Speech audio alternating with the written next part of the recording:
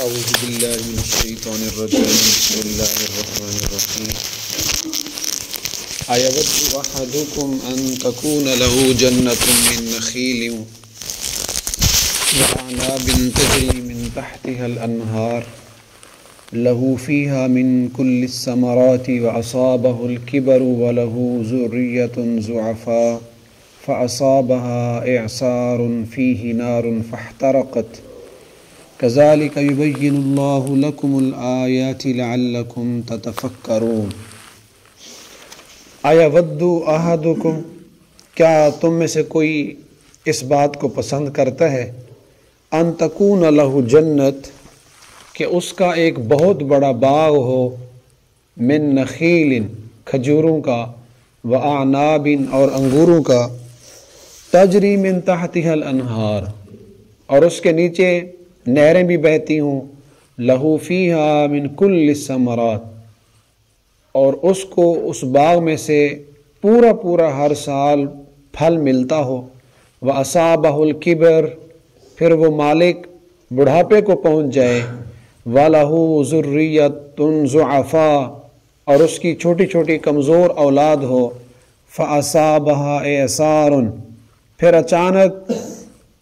آ لپیٹے اس کے باغ کو ایک بگولا، فیہ نار جس کے اندر آگ بھری ہوئی ہو، فاحترقت پھر سارے کا سارا باغ جل جائے، تو کیا تم میں سے کوئی یہ بات پسند کرتا ہے؟ کذالک یبین اللہ لکم الآیات لعلکم تتفکرون،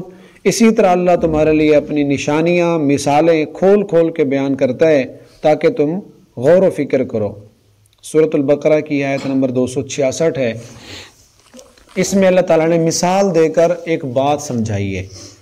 کہ اگر کوئی آدمی ایسا ہو کہ اللہ تعالیٰ اس کو ایک باغ دے، بڑا بہترین خوبصورت باغ، اس کے اندر کھجوریں بھی ہیں اور اس کے اندر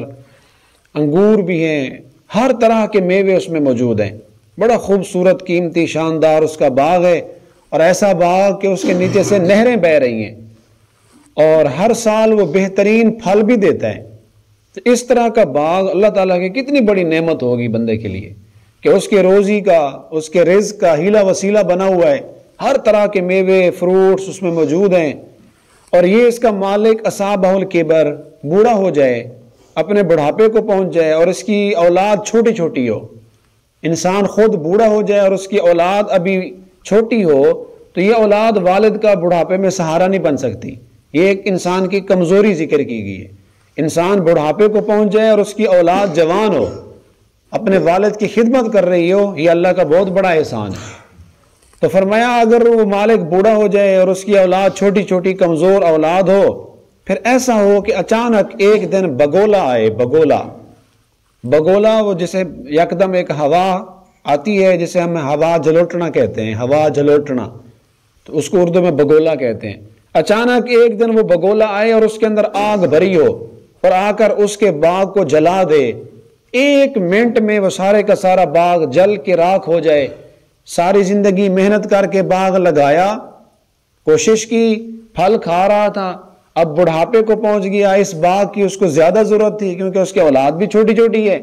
ادھر سے بگولا آیا اور اس نے سارے باغ کو جلا دیا، وہ جل کے راکھ ہو گیا، بھسم ہو گیا، کچھ بھی نہیں بچا۔ کیا کوئی اس بات کو پسند کرتا ہے کہ ساری زندگی وہ باغ لگائے، بڑھاپے کے اندر جائے، اس کو زیادہ ضرورت ہے اور پھر اس کا باغ جل جائے، ہوا جھلوٹنا آئے اور اس کے باغ کو جلا دے؟ کیا کوئی پسند کرتا ہے؟ یقیناً کوئی بھی اس بات کو نہیں چاہتا، کیونکہ بڑھاپے کے اندر تو انسان کو رزق کی، اس طرح کی چیزوں کی زیادہ ضرورت ہوتی ہے۔ اس لیے آپ علیہ الصلوۃ والسلام نے ایک دعا میں یوں فرمایا، اللہم اجعل اوسع رزقک عند کبر سنی، اے اللہ بڑھاپے کے اندر جا کر میرے رزق کو وسیع کر دینا، بڑھاپے میں میں کسی کے سامنے ہاتھ نہ پھیلاؤں،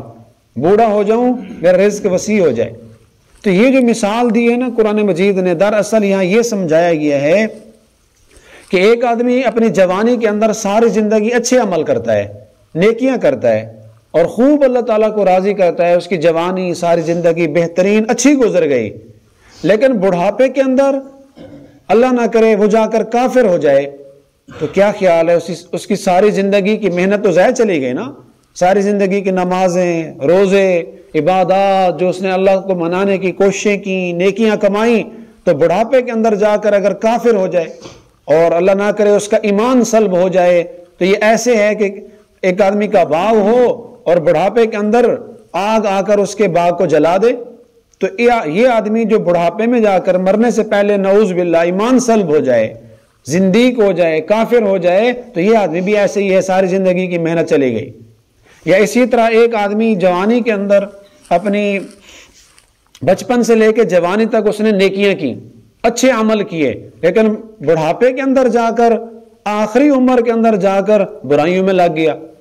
پہلے ساری زندگی خیر کے کام کیے، بڑھاپے کے اندر جب یہ قبر کے قریب ہے، مرنے کے زیادہ قریب ہو گیا ہے، بظاہر ویسے تو جانے کی کوئی ترتیب نہیں ہے، جوانی میں بھی بندہ چلا جاتا ہے، بچے بھی جا رہے ہوتے ہیں، دادا بھی بیٹھا ہوتا ہے، لیکن بظاہر دیکھا جائے تو اس نے زندگی گزار لی ہے۔ اب بڑھاپے کے اندر جا کر یہ بدکاریاں کرے، بڑھاپے کے اندر جا کر غلط کام کرے، تو پچھلی زندگی کی نیکیاں تو ضائع ہو گئیں۔ تو بہرحال اس مثال دینے کا مطلب یہ ہے کہ انسان جو بھی نیک عمل کرے نا، پھر اس عمل کو محفوظ کرنے کی کوشش کرے، اپنی نیکیوں کی حفاظت بھی کرے۔ بسا اوقات انسان کو ایسا عمل کر بیٹھتا ہے کہ زندگی کی نیکیاں سلب ہو جاتی ہیں، اس کے پچھلے سارے کیے ہوئے نیک اعمال چٹ ضائع غارت ہو جاتے ہیں۔ تو قرآن نے مثال دے کر یہ بات سمجھائی ہے۔ اس کو اگر میں اور تھوڑا سا واضح کروں تو یوں سمجھ لیں، ایک آدمی کسان ہے اور اس کی گندم کی فصل ہے اور اس کو بوتا ہے، کاشت کرتا ہے، پھر گندم کاٹ لیتا ہے، اس کی ڈھیری لگی ہوئی ہے، وہ بہت لمبی چوڑی اس کی گندم کی ڈھیری اب تیار ہے، تھریشر آنی ہے، اس نے اس کو گہانا ہے اور اس سے اس نے گندم لینی ہے۔ کئی ایسے واقعات ہو جاتے ہیں، دشمن حاسدین آ کر ڈھیری کو آگ لگا دیتے ہیں، تو وہ تھوڑی دیر پہلے، تھریشر لگنے سے تھوڑی دیر پہلے، اللہ نہ کرے کسی کی گندم کی ڈھیری کو کوئی آگ لگا دے، کتنا ارمان لگتا ہے۔ اور فصل تیار کھڑی ہو، کماد تیار ہو، گندم کی فصل تیار ہو، کوئی آگ لگا دے، کئی ایکڑ مربع پر مشتمل یہ فصل، کماد، یہ گندم جل جائے، کتنا دکھ ہوتا ہے، کتنا ارمان ہوتا ہے۔ تو ایسے ہی فرمایا، تم نے اگر زندگی میں، جوانی میں، پہلی جو عمر ہے تم نے اچھی گزاری ہے، تو بڑھاپا بھی اچھا گزارو، اپنا اللہ تعالیٰ کے سامنے اپنا اختتام، زندگی کے خاتمے تک نیک اعمال کی کوشش کرتے رہو، اور پچھلے کیے ہوئے اعمال کو کبھی بھی ضائع نہ کرو۔ یہ چونکہ پیچھے ذکر چل رہا ہے صدقہ خیرات کا، کہ صدقہ اگر کیا ہے تو صدقے کو محفوظ بھی کرو، کوئی ایسا عمل نہ کرو کہ تمہارے اس عمل کی وجہ سے صدقہ ضائع ہو جائے، احسان جتلانا اور کسی کو تکلیف دینا، اور بھی اس کی شرطیں ذکر کی گئی ہیں، تو وہ صرف صدقے کے بارے میں کہا گیا۔ اور اس رکوع کی اس آخری آیت میں مطلقاً نیک اعمال کو محفوظ کرنے کے بارے میں فکر مند کیا گیا، بہرہ مند کیا گیا کہ تم جو نیک عمل کرتے ہو، اور اس کے بعد اپنی زبان سے کوئی ایسا عمل، ایسا جملہ نہ بولو، اپنی زندگی میں کوئی ایسا کام نہ کرو کہ جس کی وجہ سے ساری زندگی کی محنت چلی جائے۔ اسی لیے اللہ تعالیٰ سے ہمیشہ خاتمہ بالخیر، حسن خاتمہ کی دعا کرتے رہنا چاہیے۔ یا اللہ جیسے زندگی اسلام پہ گزری ہے تو ہمارا خاتمہ بھی اسلام پہ کر دینا۔ کتنے ایسے بدبخت قسم کے لوگ ہوتے ہیں، ساری زندگی مسلمان رہے، بڑھاپے کے اندر ان کے دل میں اسلام کے بارے میں شکوک و شبہات پیدا ہو گئے، ایمان سے بھی ہاتھ دھو بیٹھے۔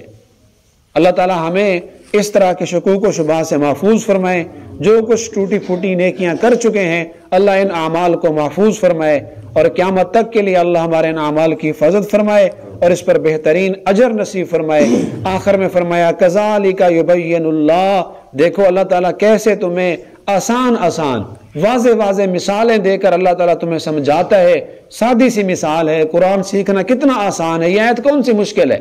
بالکل آسان مثال دی ہے۔ فرمایا لعلکم تتفکرون، یہ اللہ مثالیں اس لیے دیتا ہے، اللہ تعالیٰ کسے اس لیے سناتا ہے تاکہ تتفکرون، تم آسانی کے ساتھ بات کو سمجھو۔ اللہ ہمیں بھی سمجھنے کی توفیق عطا فرمائے۔ الحمدللہ رب العالمین والعاقبۃ للمتقین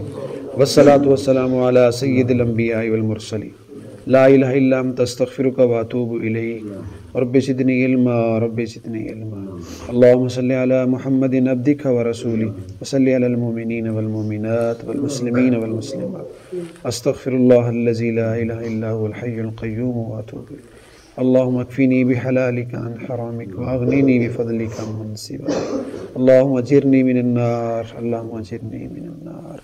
صلی اللہ تعالی علی خیر خلقہ محمد و آلہ وصحبہ اجمعین برحمتہ۔